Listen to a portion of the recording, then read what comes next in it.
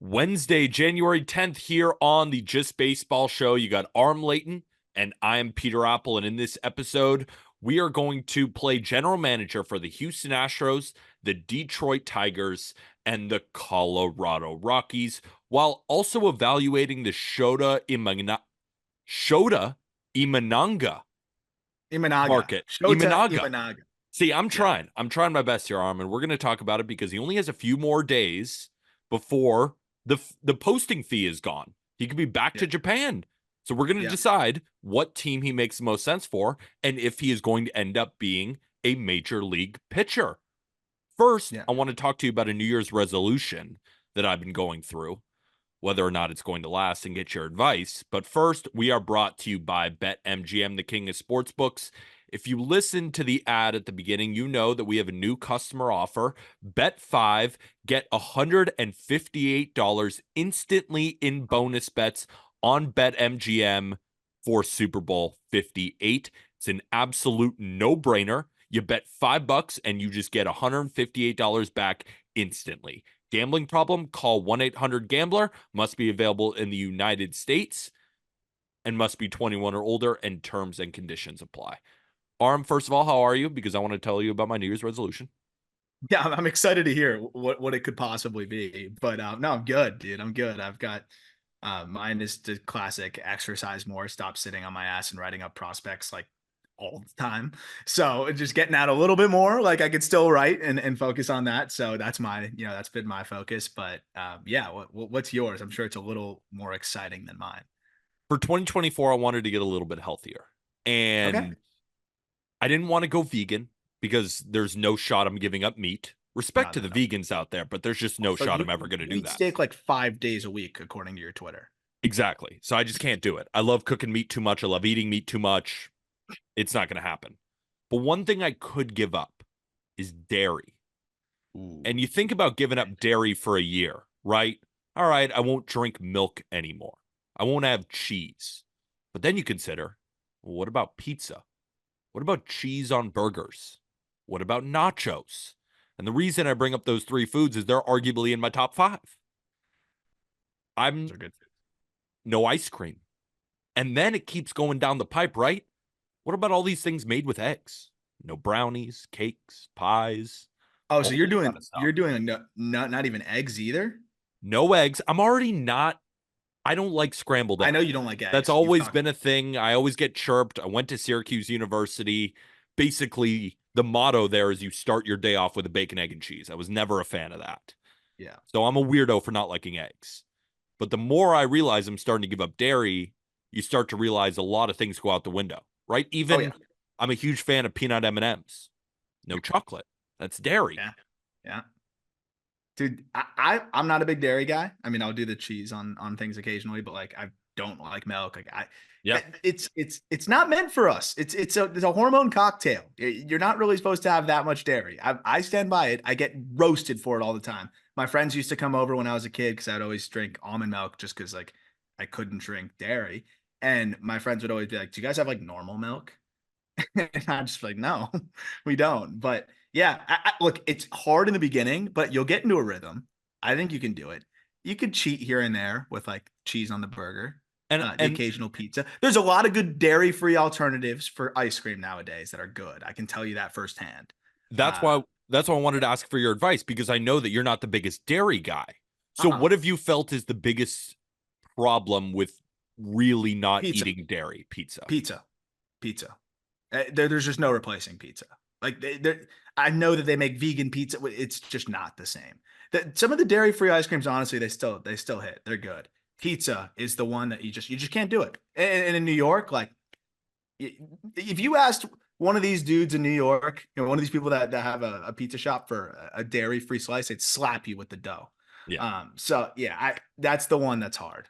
So for any of the Just Baseball Show listeners that are inspired, maybe they aren't even a big fan of dairy in the first place and just want to give it up for 2024, let me know. We'll Yeah, we'll create a group, right? Maybe I'll start a group chat and we'll just talk about the fact that how much we miss cheese and all this good stuff. it'll be But good for you though. besides that, let's actually talk some baseball here on the Just Baseball Show. Aram, I'm going to hand the reins to you on Shota because Yeah. I just keep embarrassing myself by pronouncing his first name and last name. I know the guy, left-handed pitcher from the NPB. We saw him in the World Baseball Classic. He doesn't have a high velocity heater, but it's high spin. He's got a couple of breaking balls. I know he can help a team, but Mm-hmm. some teams have put forward the issue that he might be a fly ball guy, might Mm-hmm. not be a good fit for a team like the Yankees or Yeah. basically any team in the American League East with a tiny ballpark. But maybe for a team like the Giants or the Padres or the Mariners, big parks, would that make sense? But Yeah. we've also seen some teams who do make sense kind of start to get out of it. Right now, what we do know, or at least what's being reported, is that the Red Sox and the Chicago Cubs seem to be the two teams most interested in adding him. Yeah. What do you make of all this? It's interesting, man, because Imanaga is a unique one where, yeah, I mean, I think the home run issue is for real. Like, I think that's going to be something that, depending on where he plays, can drastically impact his outcome because that's a guy that it's a high carry fastball, as you mentioned. Like, it's low release. He needs to throw that at the top of the zone. So to do that, you can't be afraid of fly balls. And if it's in a place where fly balls are going to sneak out a little bit more, yeah, you don't want to do that. And you just kind of look at park factors of, over the last 3 years, which ballparks have kind of been a little bit more friendly to home runs. Great American Ballpark's number one. Surprisingly, Dodger Stadium number two. And then the Mhm. Yankees, Yankee Stadium number three. Otherwise, Imanaga would be a perfect fit. But I actually think it's smart on the Yankees. If you're going to spend that money, spend it on a guy that's a better fit. I think the Cubs are a pretty good fit. And I know it depends because some days the ball really flies out of there and some days it doesn't.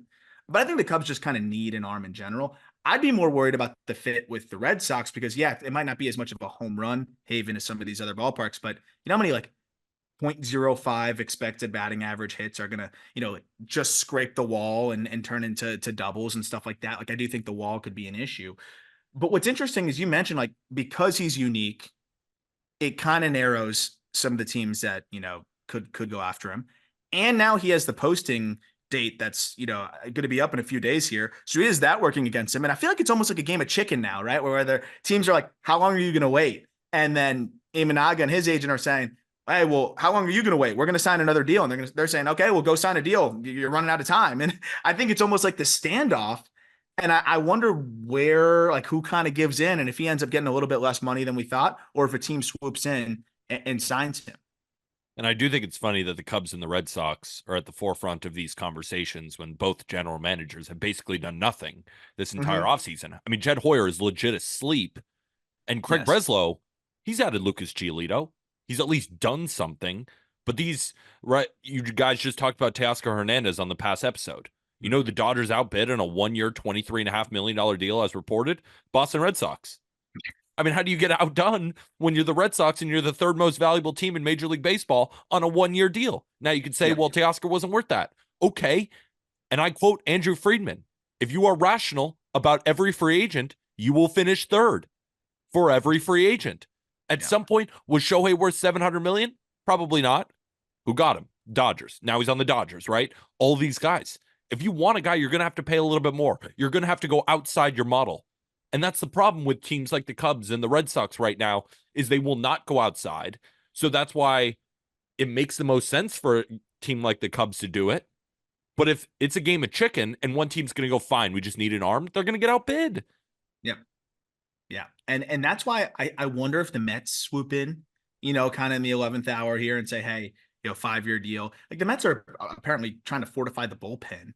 So, like, they obviously want to be somewhat competitive next year. And the team's not bad. Like, it has the potential to No. be like fine. They can Yeah, hang around. Like, they're a talented team. definitely. So if it all clicks, they could be solid. If not this year, then maybe next year or the year after that. And Imanaga's 30. You could sign him to a 5-year deal. It's probably what he's going to get. I do wonder if just the Mets swoop in here and say, "Hey, the market's not materializing the way that Imanaga may have hoped, and we can grab this guy here, and he's actually a pretty good fit there, in Citi Field." I know they've made changes to make it a little bit more hitter friendly, but it's still a pitcher park, so that's a great spot for him.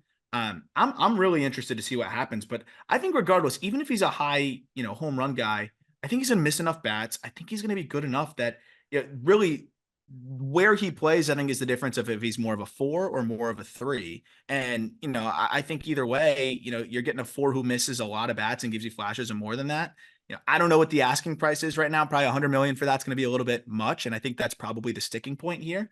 But in the right ballpark, like I do think he can be an 80, $100 million pitcher and be a really good arm. So I'm interested to see, but it's also tough because he has this deadline, but now teams are also waiting to see where Snell goes. And teams probably don't want to pivot to Imanaga until some of these other arms are off the market, but you don't have that luxury of waiting because Imanaga is going to be off the market once that deadline passes, which is what, in the next few days? Next few days. Exactly. Yeah. So it's going to be fun to see. I think shit's about to go crazy, both free agency wise, like some trades. I think things are really going to take off in the next couple weeks. So, final prediction. Do you think he goes to a major league team, or do you think he's going back to the NPB? He's too good. Someone's going to pony up and do it. I think it's going to be. I would love to see the Cubs just step up and do it. Yeah. I think the Cubs make the splash. I do. Finally. I'm down to just predict him to the Cubs because they need somebody. They need right? somebody. Yeah. I wonder if they're just like, gonna. That's the one thing. Left-handed pitching, like they have Wicks. He's a 5. You have Jackson Ferris, who's really far off. They could use a lefty in the fold, another lefty in the fold there. So I think he's a perfect fit. Or they just re-sign Stroman and Bellinger and right. You're missing Stroman. If you don't bring back Stroman, like that is a big hole to fill. It is. You can say whatever you want about Marcus Stroman's antics off the field. He's a good pitcher. And he's going to sign with a good team because he deserves it. He's going to get $20+ million. Maybe the Cubs don't want to do that, but then you have to replace him in some facet. And this could be the guy. So we'll say he's going to the Cubs, even though I think in the back of our mind, we don't really think. Well, but we're picking between teams that both don't want to do shit. Yeah. So it's like, like the Red Sox, like, yes, they did get Giolito. What's interesting with them is like, do they just fully not care about fly ball pitchers in their ballpark, hence the Giolito signing? Or are they going to say, hey, I don't know if we should have 2 guys like this in the same ballpark? I don't know how Breslow sees it, but yeah, at the end of the day, he's still a good option for them in Imanaga, even if it's not the perfect fit ballpark wise. I do feel bad for Imanaga too, because like we said, the 2 teams bidding for him are 2 teams who just do not want to spend money. So his market is the 2 most stubborn teams of this offseason. That's why I'm hoping Uncle Steve just swoops in there and pays him what he deserves. But yeah, otherwise it's like, who else is gonna? Maybe the Mariners surprise us. Maybe with some of the money that they've cleared up. Maybe. Doubt it. Again, more teams that don't want to spend money. More teams that don't want to spend money. Hot take. He does not throw in Major League Baseball this year. And he's going back to the NPB. No, it's just when I look at the market right now, that's just what would be the funniest option. And what's been happening this whole offseason is the funniest option with the teams considering his services. It's unreal. And it's just, you could make the case for him to like 20 different teams, like Orioles. Like, what are you doing? Why not? Why not? Your left field is about 700 feet away. Exactly. He could try to serve up home runs and they can't put it out into left field. But I'm exhausted talking about the Orioles at this point.